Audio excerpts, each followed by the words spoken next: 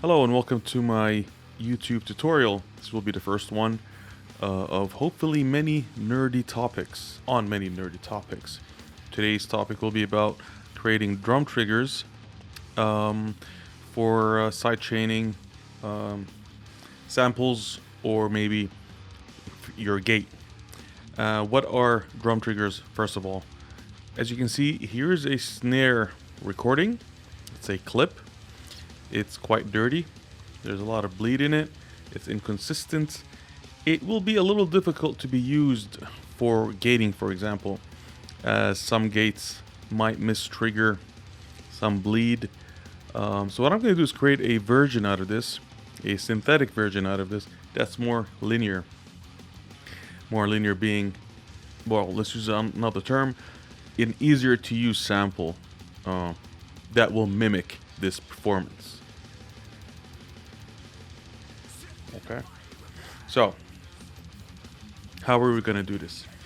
Well, there's three methods. Method number one, that's the cheap method that I don't like very much, and it's quite simply you drag and drop.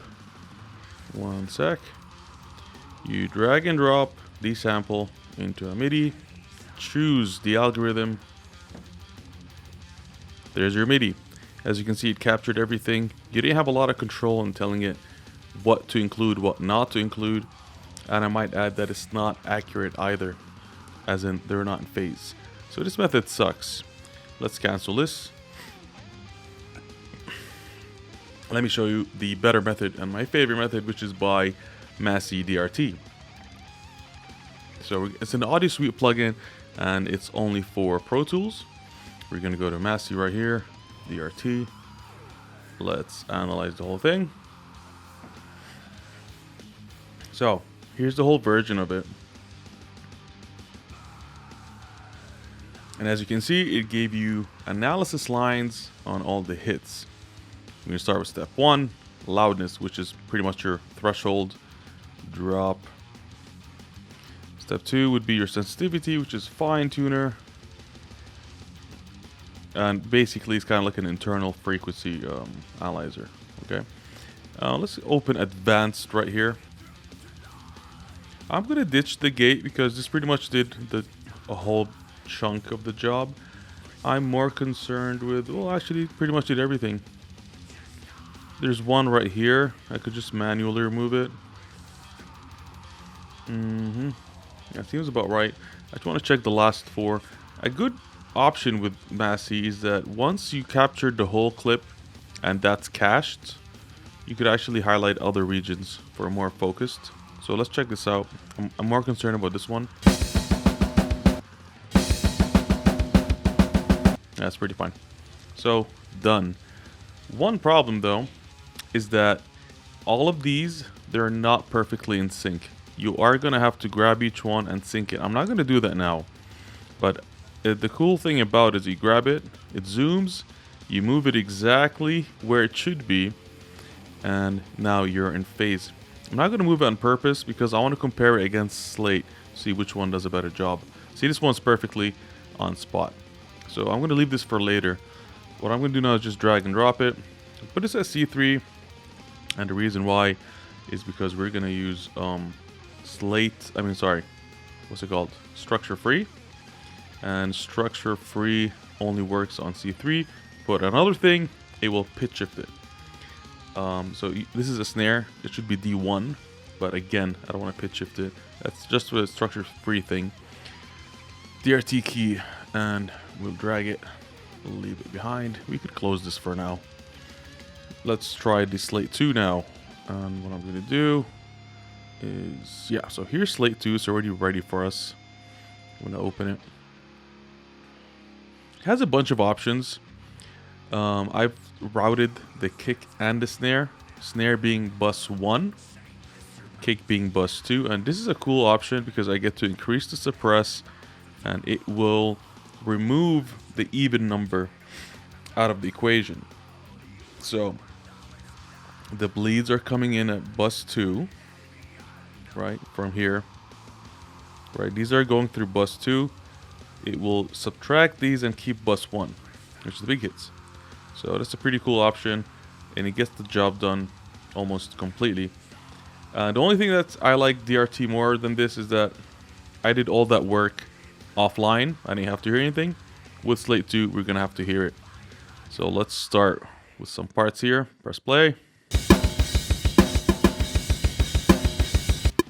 As you can see, bus 2 has been deducted. Bus 1 is kept. Let's go to the last part. To make this quick, I've already set everything up, by the way. Just to make things easier.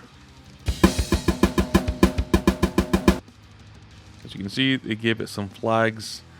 And now what I'm going to do is clear the buffer, highlight everything, press play, and wait for it to complete.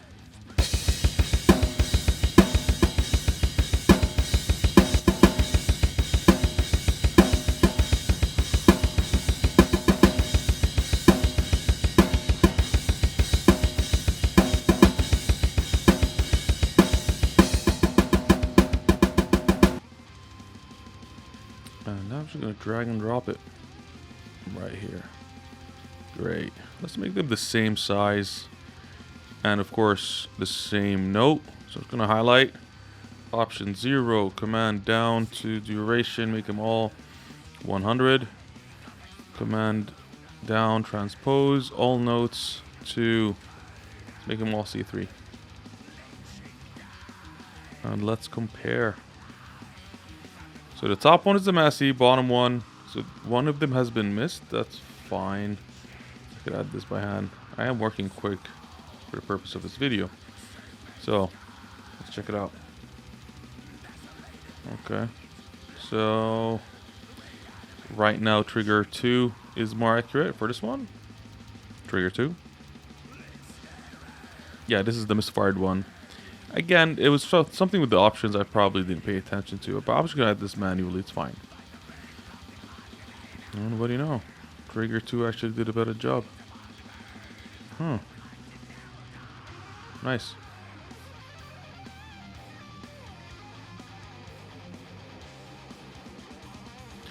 Again, the top one is the Massey. As you can see, it's a little further behind. I did not do manual editing with this, and I'm working quick. I would say they're both equally matched, but for this instant, honestly, Trigger 2 did a much better job. It's closer to the actual thing. Not bad. Okay, so clearly Trigger 2 did a bit better job. What I'm going to do now is quite simply is do some manual editing. I'm also going to add the misfired trigger here on this manual. So just hide, make it active, this one. I don't need it right now. So quite simply, I'm just going to go to track view selector, click right here, put it on notes. Okay, so now we're viewing the notes, and I want to view the notes in the edit window so that I could actually match them to each other. The problem with this view is that if you grab it, you can move it up and down, left and right. So there's an option to limit it to just left and right, and that would be in right clicking here, single note, put it on C3. Now I'm just limited to left and right, so it's a cool option. And we're just going to go to this one. Quite simply, you're going to grab each one and sync it exactly to the 0 point. Now, that is the annoying part. So Trigger 2 did a pretty good job to get us to where we are. Now we need to do the manual labor work, which is really annoying. And the way I do this is quite simple. With the keyboard cursor, left and right, you could highlight and jump to the next one. And I'll just rip through them all. And with the mouse, just sync them. And this is where I usually put a podcast. And actually my index finger is starting to hurt, and I think it has a lot to do with this. So it does suck that you have to do this, but I think it's important to have it in phase. And there we go. So again, we won't be going through this step by step, but you get the point. Now, finally, we're gonna jump into creating the sound that the MIDI will create. Let's just call that sound marker, or the synthetic version. We need to be a little bit scientific here. So the snare starts right here. That's the compression. And let's highlight it perfectly, and that's the rarefaction. So it's 137 samples, right? This is one wave. We're gonna call this period. And we could check the other ones, and we get like a rough number. So again, 134. And then you got 140. So let's just stick to 140. This is a rough number. My session is 48. Sample rate is 48 thou. We're gonna get the calculator. Here's how we do this. Basically, what I'm trying to do is measure the frequency. So I'm trying to measure the frequency for the first period. That frequency will be used in a signal generator, which we'll put inside structure free, which will act like the synthetic version of the snare. Bunch of nerd stuff, but it works. So 140 divided by 48 thou. This is the milliseconds of the one period. Now we'll divide 1 because we want to find the speed for one period. 1 divided by 0.002916667. We got 342. So that's the frequency we're going to use. That's the frequency of the first wave. Easy, right? Grab it here, give it a nice selection, and let's just go. Actually, let's go 100 ticks, so that's exactly like this one. The length 100. Consolidate. Open a signal generator, and we're gonna put a frequency of 342 because that's the frequency of the first period. A square wave, peak -6, render. There you go. This is your synthetic version of the snare. As you can see, it slightly resembles it, at least the first period, and that's the one we sync to. I'll design it a little bit. Let's do that. Consolidate. Rename. Snare synth. I usually put the frequency. 342. Awesome. Now I'm going to put this inside structure free. I'm going to allocate it. Refresh it, and here it is. Drag and drop. Awesome. Now let's hear it. Enter. Let's solo it.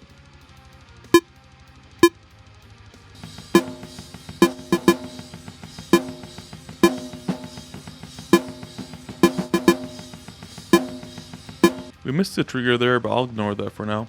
So as you can see, it's perfectly in phase signal with a synthetic version of it, of the original. Now what we're going to do simply is right click, commit this,